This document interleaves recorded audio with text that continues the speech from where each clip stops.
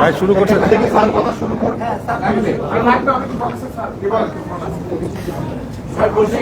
করছে আপনাদের সবাইকে সালাম এবং শুভেচ্ছা জানাচ্ছি। প্রথমেই ক্ষমা প্রার্থী যে আপনারা বেশ কিছু সময় অপেক্ষা করেছেন।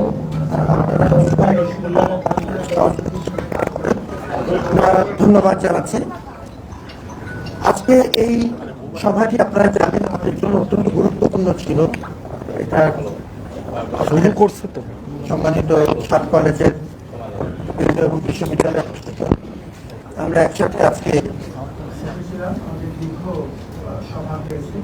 এবং অত্যন্ত গুরুত্বপূর্ণ হয়েছে।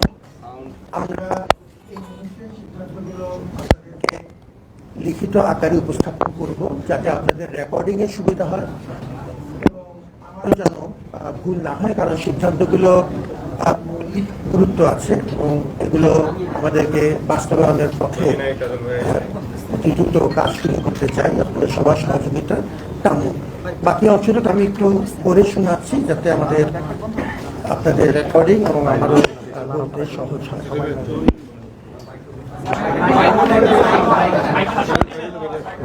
প্রশ্ন দিচ্ছি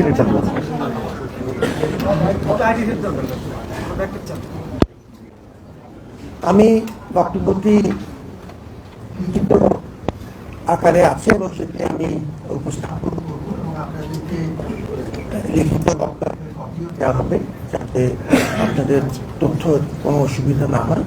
এই মুহূর্তে আমাদের এই বক্তব্যের বাইরে আর এই ক্ষেত্রে আমরা চেষ্টা করছি কম্প্রিহেন্সিভলি এই বক্তব্যটি যাতে আপনাদের সুবিধা হয় এবং সেজন্য আমরা কোনো প্রশ্ন হতে এই মুহূর্তে আমি নেব না, কিন্তু বক্তব্যের পরে যে কোনো সময় যদি আমরা মনে করি যে সামনে উদ্ভূত পরিস্থিতিতে আপনাদের সাথে পরামর্শ দরকার কিংবা আরো হালনাগাদ তথ্য দরকার, সেটি তখন আমরা করবো। তবে এই মুহূর্তে আমাদের লিখিত বক্তব্যের বাইরে নতুন কোনো আমাদের বক্তব্য নেই দেখে প্রশ্ন আমরা আগাচ্ছি।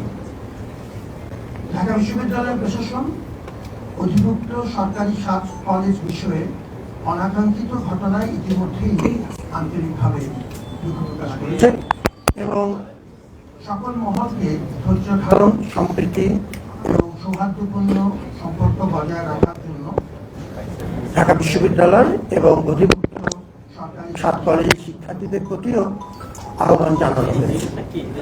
আজকে 12:30 12:30 আজকে 27 জানুয়ারি সোমবার অধিভুক্ত সরকারি 7 কলেজের সম্মানিত অধ্যক্ষগণের সাথে উপাচার্য অর্থাৎ আমার সভাপতিত্বে বিশ্ববিদ্যালয় প্রশাসনের অতি জরুরি একটি সভা অনুষ্ঠিত হয় উদ্ভূত পরিস্থিতির পরিপ্রেক্ষিতে এবং সভায় সার্বিক বিষয়ে বিস্তারিত আলোচনা করে আমরা নিম্নলিখিত সিদ্ধান্তগুলো গ্রহণ করেছি।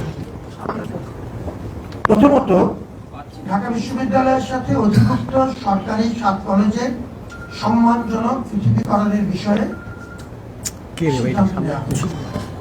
আমরা অনারেবল সেপারেশনের পথে যাচ্ছি, যেটি আমাদের ঢাকা বিশ্ববিদ্যালয়ের শিক্ষার্থী এবং কলেজের শিক্ষার্থীদের একটি কমন দাবি।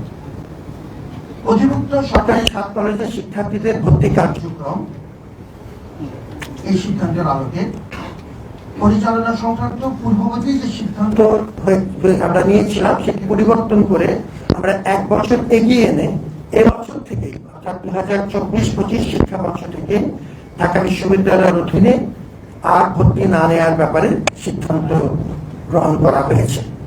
এর আগে আমরা 2025-26 ভর্তি হবে না মর্মে আমরা লিখিতভাবে মন্ত্রণালয়কে জানিয়েছিলাম। এখন সেটি